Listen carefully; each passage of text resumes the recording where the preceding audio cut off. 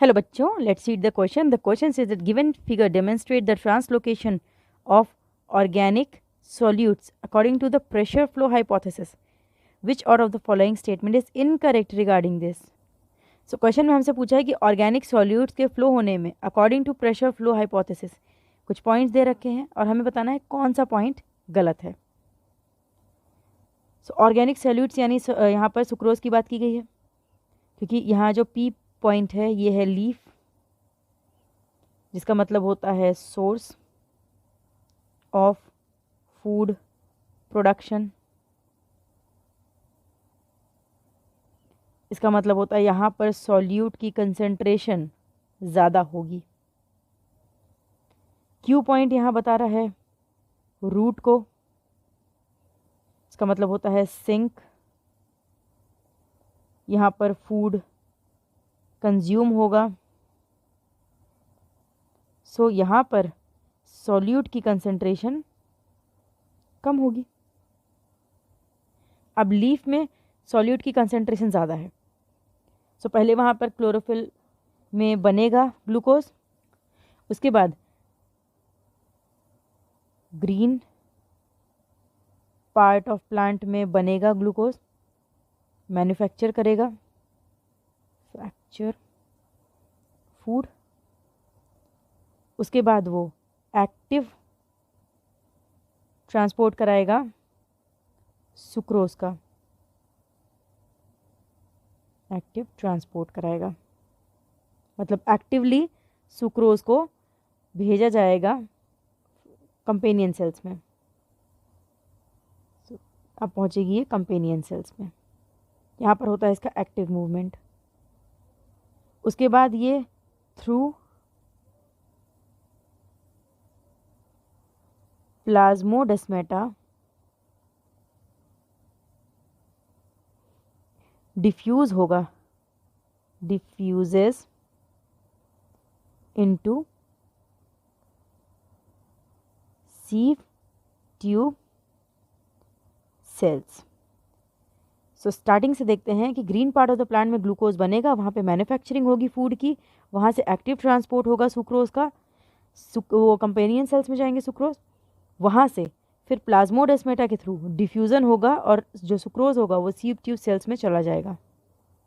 अब जब फूड इस लाइन में ट्रैवल होगा, सो ऑस्मोसिस के थ्रू यहाँ पर होगी अब ऑस्मोसिस, जिसकी वजह से वाटर मूव्स इनसाइड जाइलम. जिसका मतलब है कि अब क्योंकि सुक्रोज यहाँ पर जब आने लगेगा सीव ट्यूब सेल्स में, सो वहाँ पे सॉल्यूट की कंसंट्रेशन बढ़ जाएगी. सो अब यहाँ पर ये जो आर दिखा रहा है वहाँ से पानी अंदर आएगा. सो अब यहाँ पर एक प्रेशर लगेगा जिसे बोलते हैं हाइड्रोस्टैटिक प्रेशर. हाइड्रोस्टैटिक प्रेशर लगेगा जिसकी वजह से फ्लोएम फ्रॉम हाई कंसंट्रेशन, क्योंकि यहाँ पे सॉल्यूट की कंसंट्रेशन ज़्यादा थी, और वहाँ से मूव करेगा towards the low concentration. Normal tendency भी सबकी यही होती है फ्रॉम हाई कंसंट्रेशन से लो कंसंट्रेशन पे मूव करने की. सो यहाँ भी ड्यू टू हाइड्रोस्टैटिक प्रेशर, क्योंकि पानी बहुत ज़्यादा फ्लो में अंदर मूव करेगा, तो हाइड्रोस्टैटिक प्रेशर लगेगा जिसकी वजह से सोर्स से सिंक की टूवर्ड्स बढ़ने लगेगा वो सुक्रोज विथ वाटर.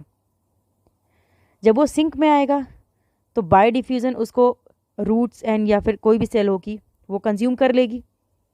सो वहाँ पे सिंपली होता है डिफ्यूज़न, वहाँ पे किसी फोर्स की ज़रूरत नहीं पड़ती है. अब डिफ्यूज़न के थ्रू जब सारा सॉल्यूट बाहर आ गया, अंदर तो केवल प्योर वाटर बचा, सो यहाँ बचा केवल प्योर वाटर.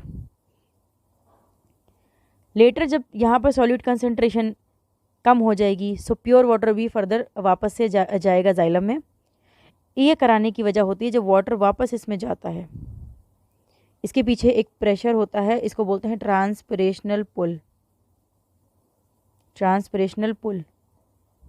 सो ट्रांसपिरेशन पुल की वजह से प्योर वाटर जो कि फ्लोएम में है, सीव ट्यूब सेल्स में है, वो वापस से जाइलम में जाएगा.